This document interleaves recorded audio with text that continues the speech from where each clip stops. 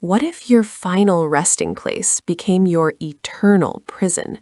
Meet the Pocong.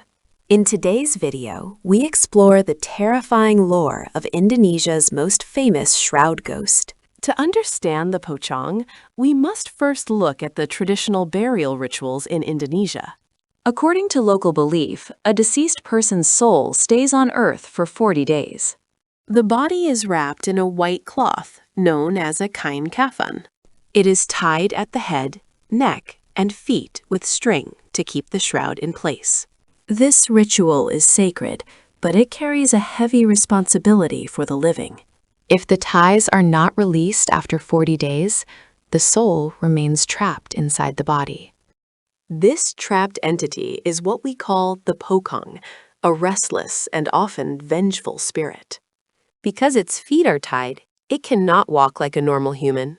Legend says it moves by hopping, though many witnesses claim it actually glides. Imagine seeing a tall white figure hopping toward you in the dead of night. The face of a Pocong is often described as decaying with hollow eyes. They are said to have a distinct smell, a mix of earth and rotting flesh. But why do they haunt the living? Most just want their ties released. They will knock on doors or windows using their heads to get attention. Some believe that if you help them, you will be cursed or followed forever. Banana trees are said to be their favorite hiding places during the day. Villagers often avoid these groves after the sun goes down. The most famous sighting occurred in a small village in central Java. A young man reportedly saw a Pocong sitting on the back of his motorbike.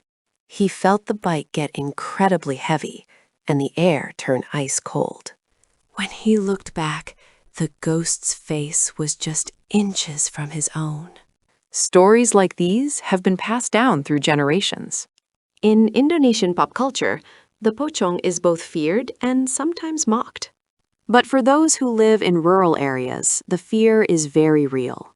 They perform rituals to ensure the ties are always untied before burial. It is a way to respect the dead and protect the living from the haunting. Yet, reports of sightings continue to emerge every year. Some skeptics say it's just owls or laundry hanging on a line. But how do you explain the smell of decay that accompanies these sightings? Or the heavy thuds heard on roofs in the middle of the night? In 2020, people even dressed as Pocongs to scare people into staying home during lockdown. It worked because the fear of this ghost is deeply rooted in the psyche. The Pocong serves as a reminder of the thin line between life and death. It represents the unfinished business we all fear leaving behind. If you ever find yourself in an Indonesian forest at night, be careful. If you see a white bundle standing still, do not approach it. And if it starts hopping toward you, running might not be enough. Some say you must lie face down on the ground so it cannot see you. Others say you must untie the knot, but only the bravest would try. Untying the knot releases the soul, but you might see what lies beneath.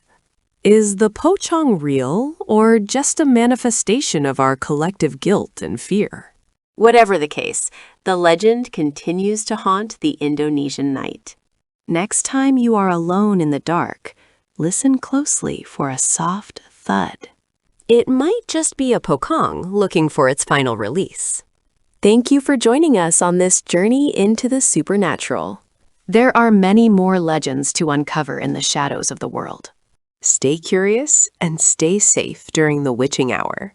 Don't forget to like and subscribe for more updates.